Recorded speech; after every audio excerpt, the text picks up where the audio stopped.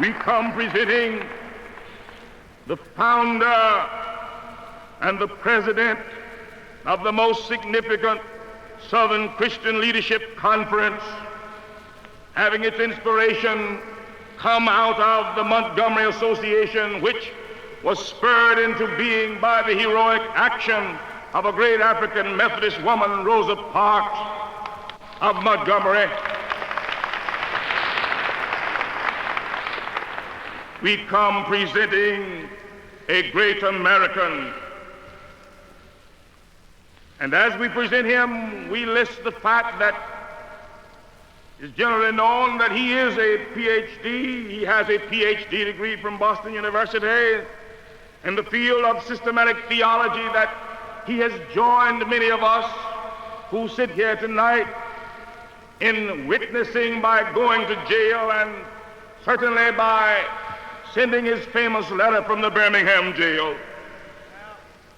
We present a man with a dream similar to that of the ancient prophets given in a new setting, which stated that every mountain shall be level and every valley shall be exalted.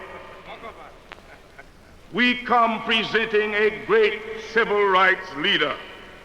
But what's perhaps more important is that he is identified with the average man, the man of the mill, the man of the valley, the man of the hill, the man at the throttle, the man at the plow, the man with the fruit of his toil on his brow.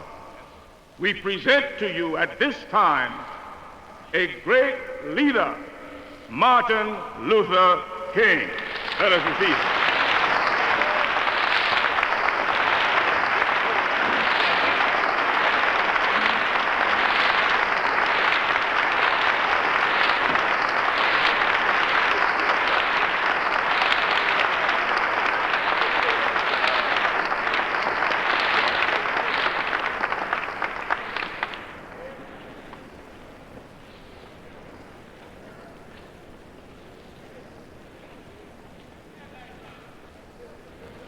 To the distinguished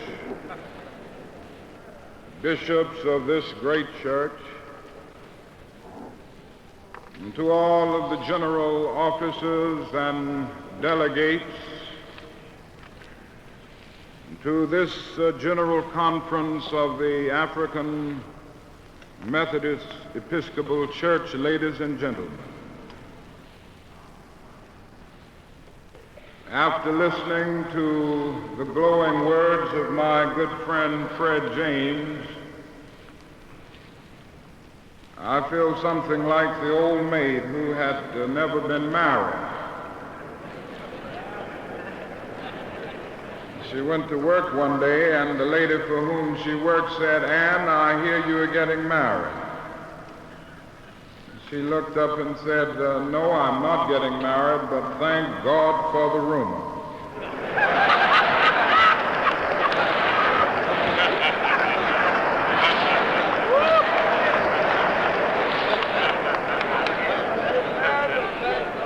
Now, all of these marvelous things that he has said about me can't be true, but thank God for the rumor.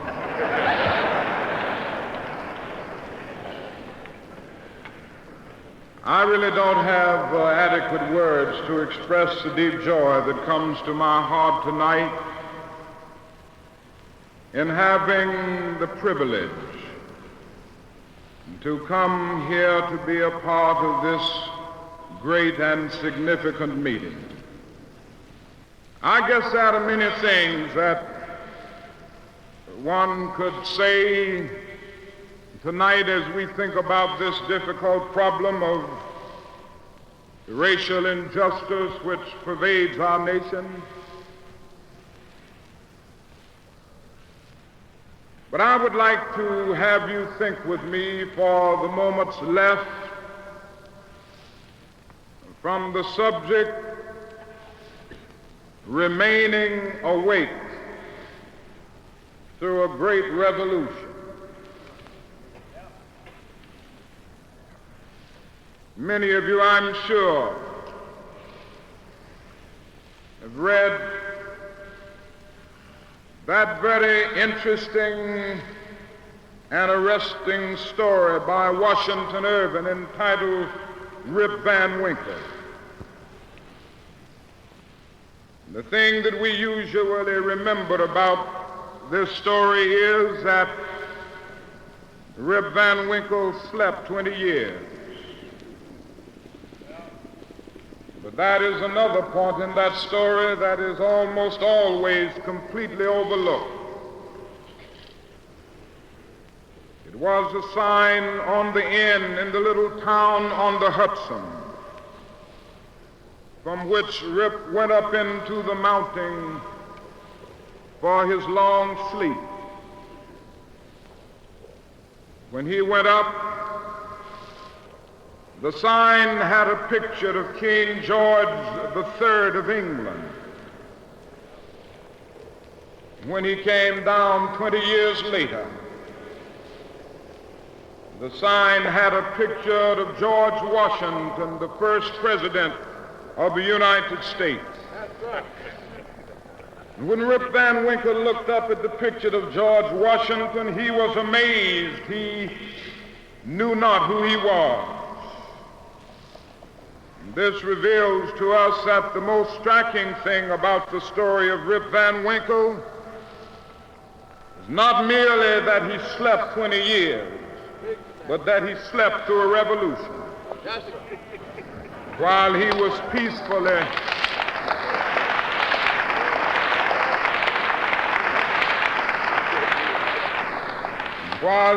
peacefully snoring up on the mountain, a great revolution was taking place that would change the face of the earth, and Rip knew nothing about it. He was asleep.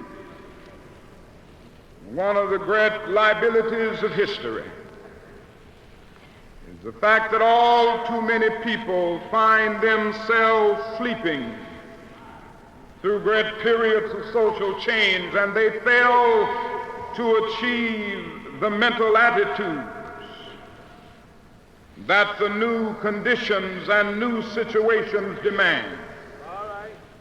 And in a real sense, that is nothing more tragic than to sleep through a revolution.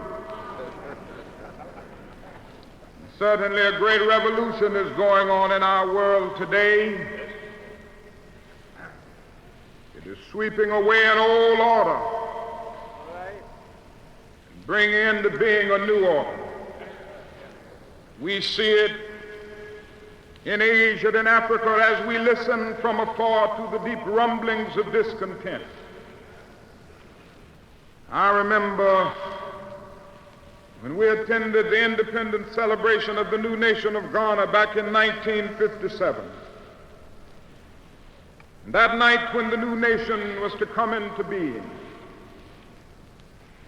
we stood there in the midst of some 200,000 people.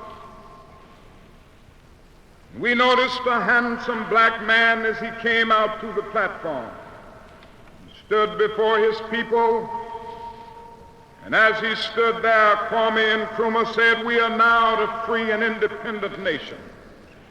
And at that point I looked over and I saw an old flag coming down. It was the Union Jack flag. And I saw a new flag going up, flag of the new nation of God, and I looked around and said to my wife and Congressman Adam Powell and Dr. Ralph Bunch, who was standing nearby, that this is not merely a symbol of a meaningless drama taking place on the stage of history. That old flag coming down is the symbol of an old order passing away. Yes, sir. And that new flag,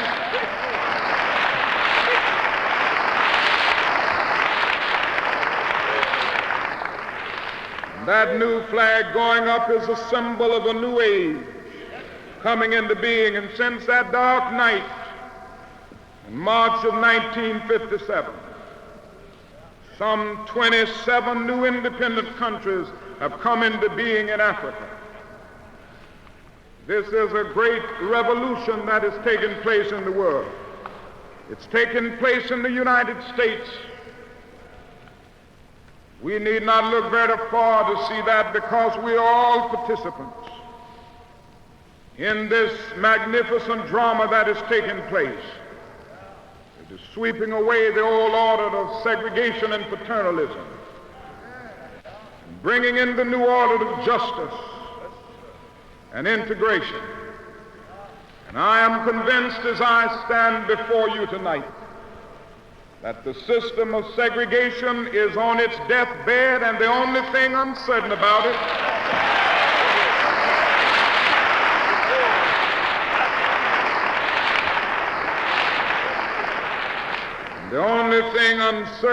it is how costly the segregationists will make the funeral.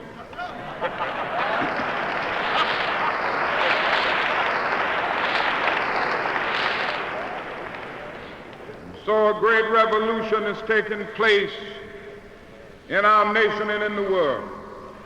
But we are challenged as concerned citizens, we are challenged as Christians to remain awake through this great revolution. And I would like to suggest some of the things that we must do in order to remain awake through this great social revolution. First, we must continue to affirm the immorality of racial segregation. Anyone who feels that racial segregation is right is sleeping through a revolution.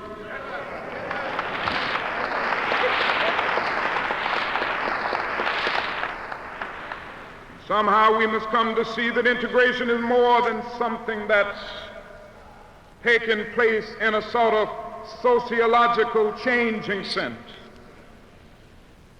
Great theologians, when they've talked about God, have usually gotten around to the point of saying that even God works toward integration. When Henry Nelson Wyman defined God, he said he's a process of integration.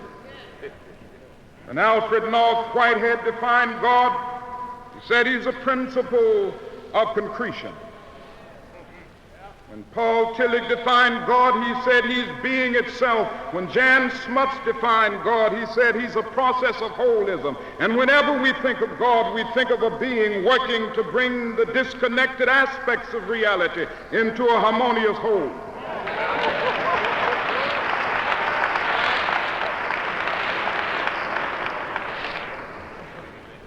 One great theologian has said that sin is separation.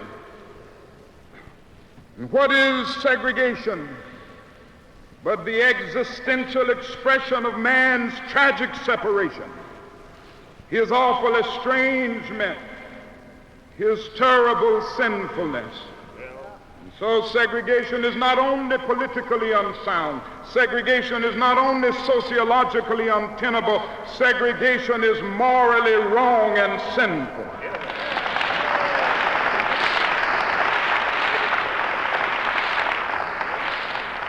Segregation is wrong, to use the words of the great Jewish philosopher Martin Buber, because it substitutes an I-it relationship for the I-thou relationship.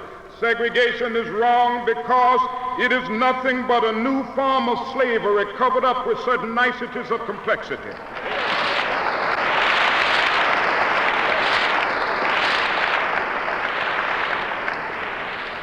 Segregation is wrong because it assumes that God made a mistake and infiltrated the very being of certain people with a tragic yoke of inferiority.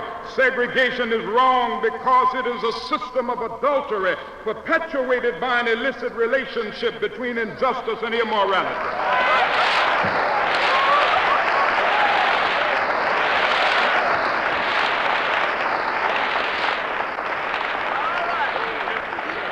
So all over this land, all over this nation, we must make it clear that we will no longer sell our birthright of freedom for a mess of segregated parties.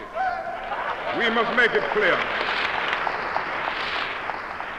We must make it clear that we are through with segregation now, henceforth, and forevermore.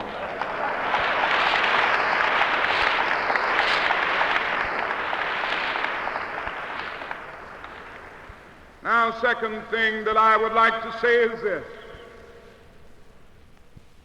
We must make full and creative use of the freedom we already possess. This means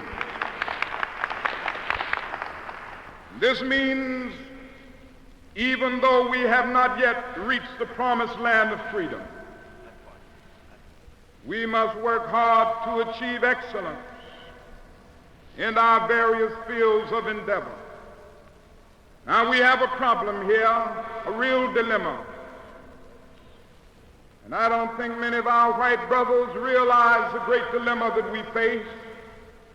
As I hear them talking from time to time, it's a real dilemma. What is that dilemma?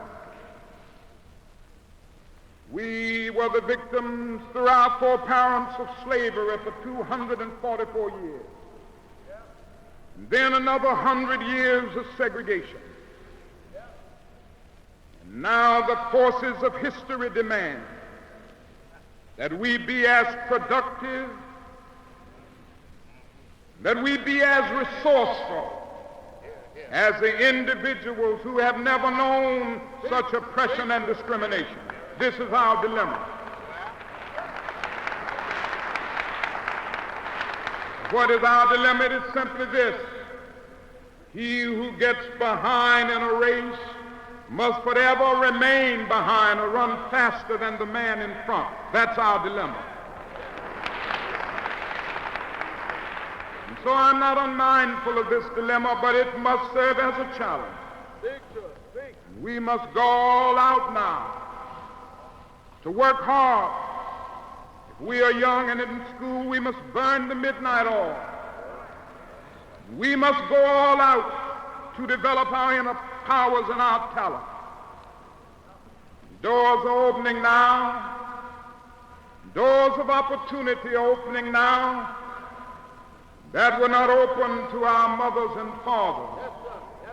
And the great challenge facing us is to be ready to enter these doors as they open. Ralph Waldo Emerson said in a lecture back in 1871 that if a man can write a better book, or preach a better sermon, or make a better mousetrap than his neighbor, even if he builds his house in the woods, the world will make a beaten path to his door. This will become increasingly true. And so we must set out to do a good job, and to do that job so well that nobody could do it any better.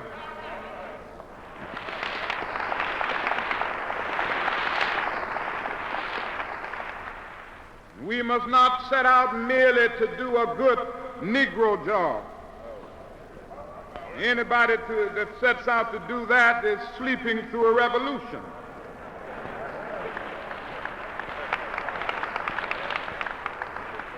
As I've said so often, if one sets out merely to be a good Negro doctor, a good Negro lawyer, a good Negro school teacher, a good Negro preacher, a good Negro skilled laborer, a good Negro barber or beautician, you've already flunked your matriculation exam for entrance into the University of Integration.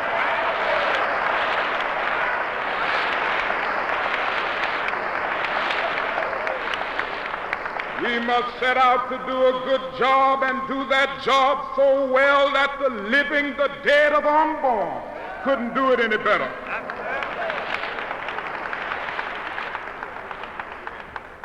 So if it falls your lot to be a street sweeper, go on out and sweep streets like Michelangelo painted pictures. Sweep streets like Beethoven composed music. Sweep streets like Shakespeare wrote poetry. Sweep streets so well that all the hosts of heaven and earth will have to pause and say, here lived a great street sweeper who swept his job well.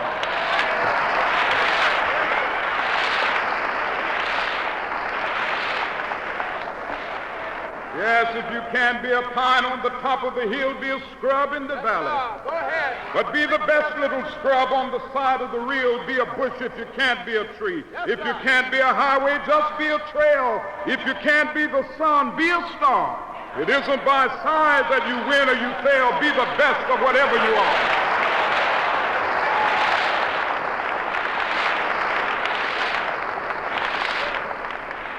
We will do this, we will remain awake through a great revolution.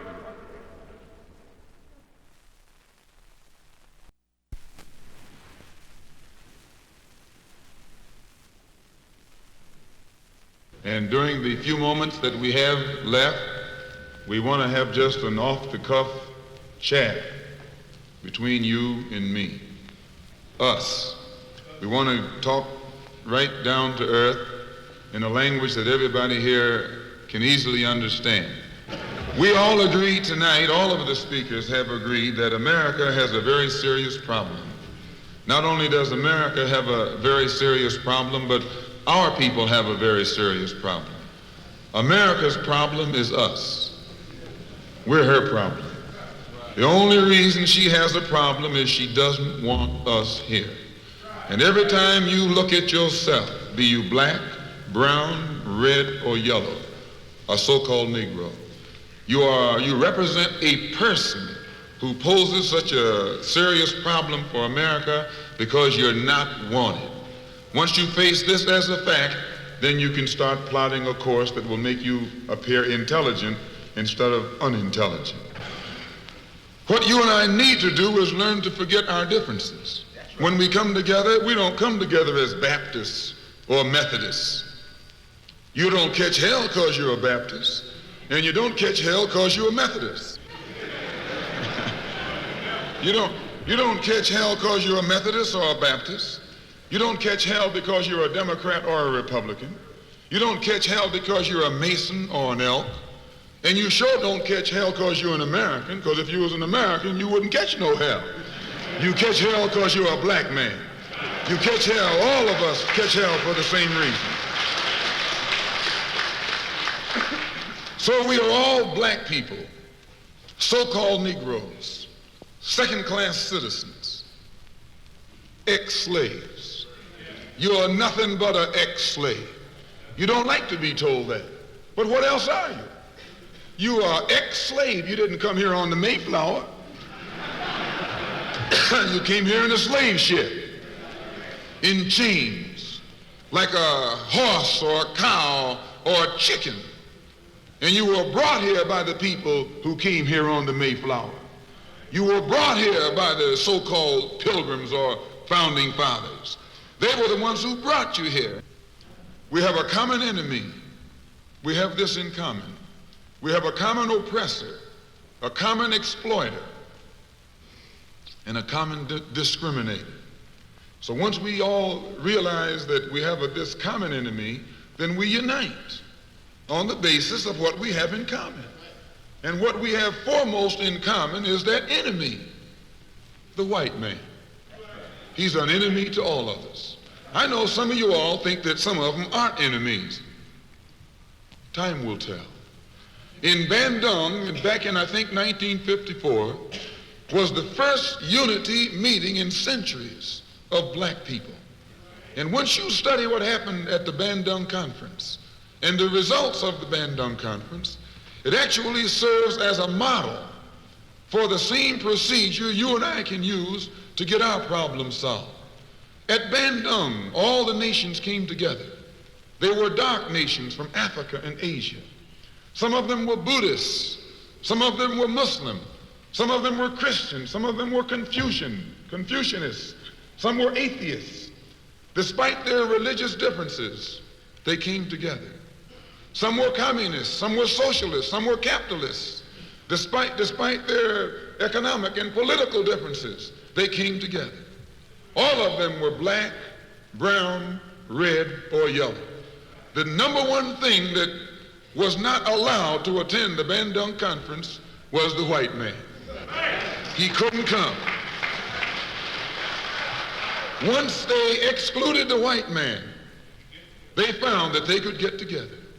Once they kept him out, everybody else fell right in and fell in line. This is the thing that you and I have to understand. And these people who came together didn't have nuclear weapons. They didn't have jet planes. They didn't have all of the heavy armaments that the white man has, but they had unity. They were able to submerge their little petty differences and agree on one thing, that though one African came from Kenya and was being colonized by the Englishmen, and another African came from the Congo and was being colonized by the Belgian, and another African came from Guinea and was being colonized by the French, and another came from Angola and was being colonized by the Portuguese. When they came to the Bandung Conference, they looked at the Portuguese and at the Frenchmen and at the Englishmen and at the other Dutchmen and learn or realize that the one thing that all of them had in common, they were all from Europe. They were all Europeans, blonde, blue-eyed, and white-skinned. They began to recognize who their enemy was. The same man that was colonizing our people in Kenya was colonizing our people in the Congo. The same one in the Congo was colonizing our people in South Africa and in southern Rhodesia and in Burma and in India and in Afghanistan and in Pakistan. They realized all over the world where a dark man was being oppressed, he was being oppressed by the white man. Where the dark man was being exploited, he was being exploited by the white man. So they got together under this basis that they had a common enemy. And when you and I here in Detroit and in Michigan and in America who have been awakened today, look around us, we too realize here in America, we all have a common enemy. Whether he's in Georgia or Michigan, whether he's in California or New York, he's the same man. Blue eyes and blonde hair and pale skin. Same man.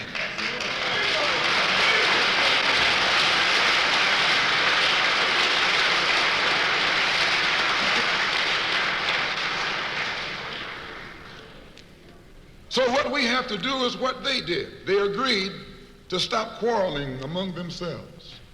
Any little spat that they had, they'd settle it among themselves. Go into a huddle. Don't let the enemy know that you got a disagreement. Instead of us airing our differences in public, we have to realize we're all the same family. And when you have a family squabble, you don't get out on the sidewalk.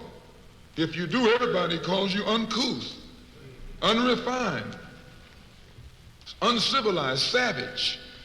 If you don't make it at home, you settle it at home. You get in the closet, argue it out behind closed doors. And then when you come out on the street, you pose a common front, a united front. And this is what we need to do in the community and in the city and in the state. We need to stop airing our differences in front of the white man. Put the white man out of our meeting, number one, and then sit down and talk shop with each other. That's all you gotta do.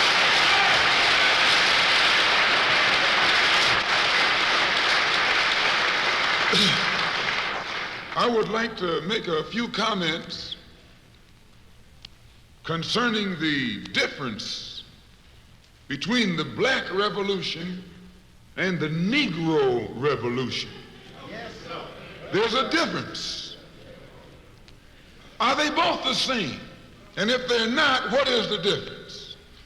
What is the difference between a Black Revolution and a Negro Revolution? First, what is a revolution? Sometimes I'm inclined to believe that many of our people are using this word revolution loosely, without taking careful consideration what this word actually means and what its historic characteristics are. When you study the historic nature of revolutions, the motive of a revolution, the objective of a revolution, and the result of a revolution, and the methods used in a revolution, you may change words. You may devise another program. You may change your goal and you may change your mind. Look at the American Revolution in 1776. That revolution was for what? For land. How was it? Why did they want land? Independence.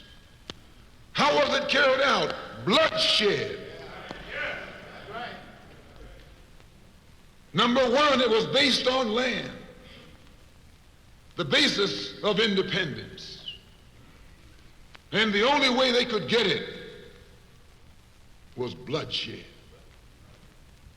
The French Revolution, what was it based on? The landless against the landlord. What was it for? Land. How did they get it? Bloodshed. Was no love lost. Was no compromise. Was no negotiation. I'm telling you, you don't know what a revolution is. Because when you find out what it is, you'll get back in the alley. You'll get out of the way.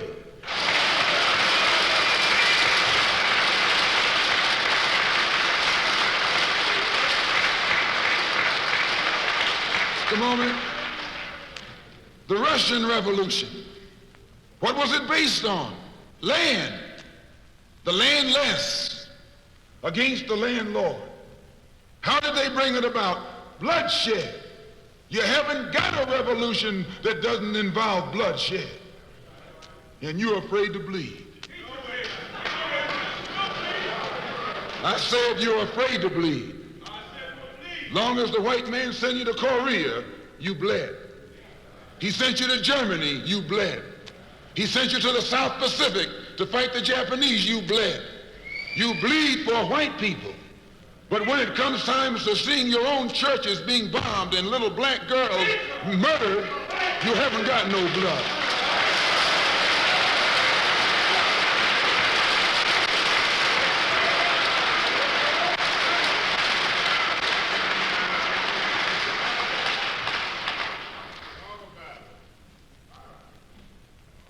You bleed when the white man says bleed. You bite when the white man says bite. And you bark when the white man says bark. I hate to say this about us, but it's true.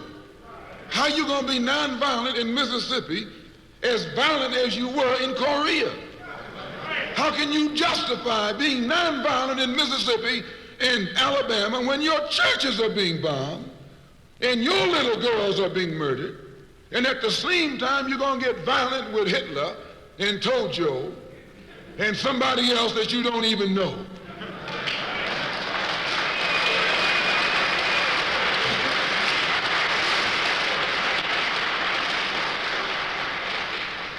If violence is wrong in America, violence is wrong abroad. If it's wrong to be violent, defending black women and black children and black babies and black men, then it's wrong for America to draft us and make us violent abroad in defense of her.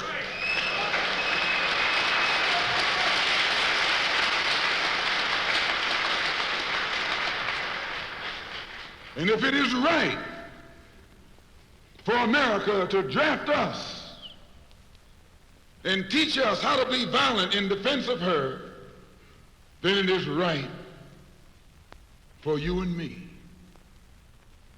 to do whatever is necessary to defend our own people right here in this country.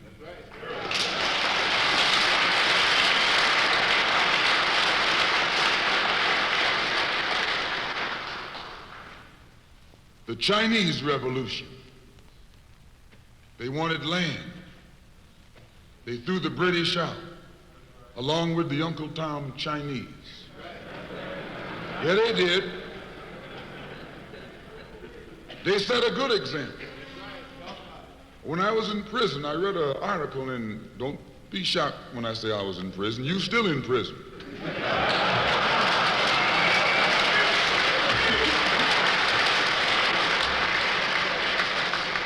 That's what America means, prison.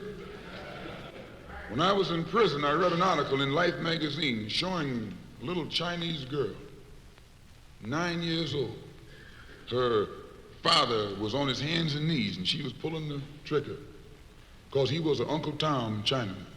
When they had the revolution over there, they took a whole generation of Uncle Toms, just wiped them out. And within 10 years, that little girl became a full-grown woman. No more Toms in China. And today it's one of the toughest, roughest, most feared countries on this earth by the white man, because there are no Uncle Toms over there.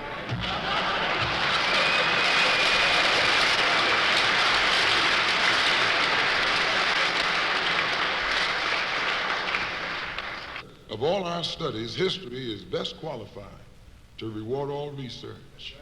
And when you see that you got problems, all you have to do is examine the historic method used all over the world by others who had problems similar to yours. And once you see how they got theirs straight, then you know how you can get yours straight. Please. There's been a revolution, a black revolution going on in Africa. In Kenya, the Mau Mau were revolutionaries. They were the ones who made the word uhuru. They were the ones who brought it to the fore. The Mau Mau, they were revolutionaries. They believed in scorched earth. They knocked everything aside that got in their path. And their revolution also was based on land. A desire for land. In Algeria, the northern part of Africa, a revolution took place. The Algerians were revolutionists. They wanted land. France offered to let them be integrated into France. They told France to hell with France. They wanted some land, not some France.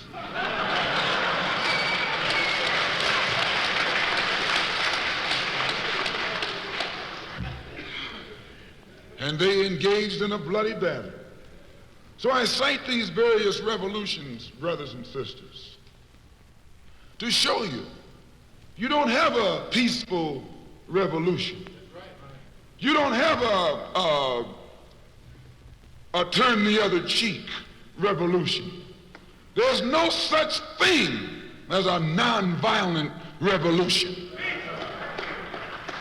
Only kind of revolution that's nonviolent is the Negro Revolution.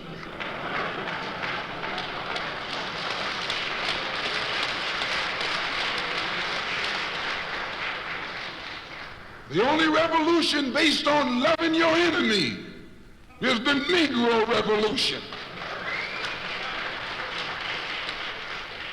The only revolution in which the goal is a desegregated lunch counter, a desegregated theater, a desegregated park, and a desegregated public toilet.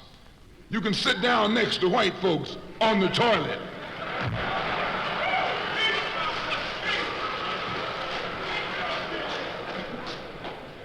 That's no revolution. Revolution is based on land. Land is the basis of all independence. Land is the basis of freedom, justice, and equality. The white man knows what a revolution is. He knows that the black revolution is worldwide in scope and in nature. The black revolution is sweeping Asia, sweeping Africa. It's rearing its head in Latin America. The Cuban Revolution, that's a revolution. They overturned the system.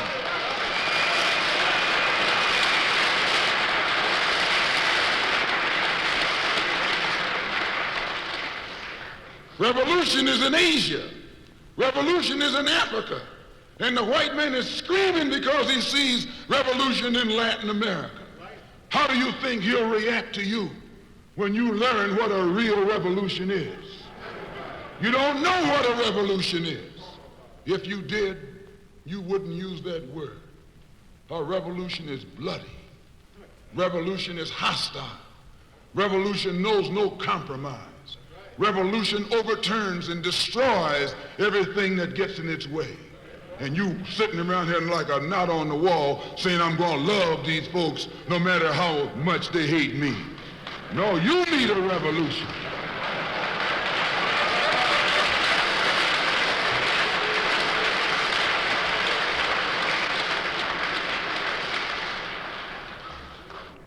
Who ever heard of a revolution where they lock arms, as Reverend Klieg was pointing out beautifully, singing, "We shall overcome"? Just tell me you don't do that in a revolution. You don't do any singing, you're too busy swinging.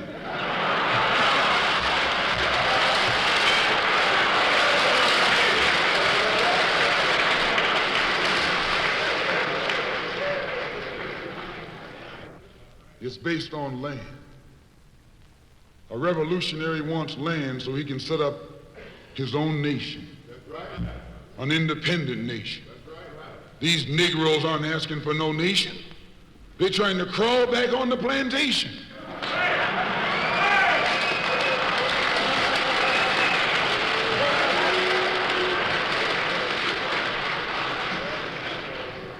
When you want a nation, that's called nationalism.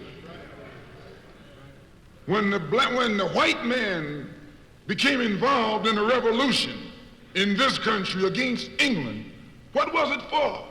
He wanted this land so he could set up another white nation. That's white nationalism. The American Revolution was white nationalism. The French Revolution was white nationalism. The Russian Revolution, too, yes, it was white nationalism. You don't think so?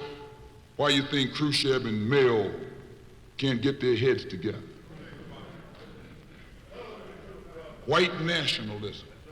All the revolutions that's going on in Asia and Africa today are based on what? Black nationalism. A revolutionary is a black nationalist. He wants a nation. I was reading some beautiful words by Reverend Klieg pointing out why he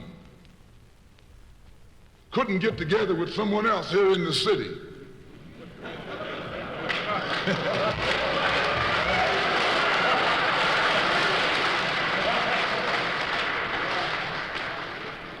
Because all of them were afraid of being identified with black nationalism.